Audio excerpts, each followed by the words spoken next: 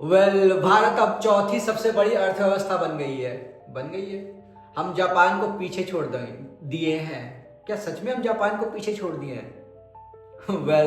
मुझे समझ में नहीं आता है ये रिपोर्ट या रिकॉर्ड ये कैसे किया जाता है, प्रतिव्यक्ति आय किया जाता है या फिर नेशनल ग्रोथ देखा जाता है या क्या देखा जाता है, मुझे अभी तक समझ में नहीं आया ये चीजें। बट मुझे इतना तो समझ में आया, क्या हम सच में जापान को पीछे छोड़ दिए हैं?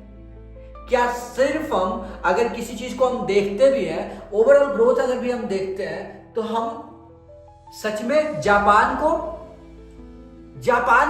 सच में ऐसा हो सकता है?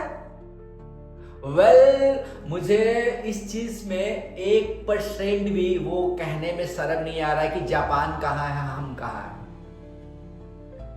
तो अगर चलो आप पेपरों में, कागजों में या जैसे भी अगर आप ऊपर हो, फिर भी आप जापान से कम से कम 100 साल पीछे हो। जापान ऐसा बनने के लिए हमारे देश के लीडर्स को सबसे पहले उनकी महत्वाकांक्षा, उनकी सोच को ऊपर करना होगा। जब तक वो बेरोजगारी, भ्रष्टाचार ये सब से नहीं निकलेंगे ना, हमारे देश के हम जैसे युवाओं को ना रोजगार मिलेगा ना कुछ होगा।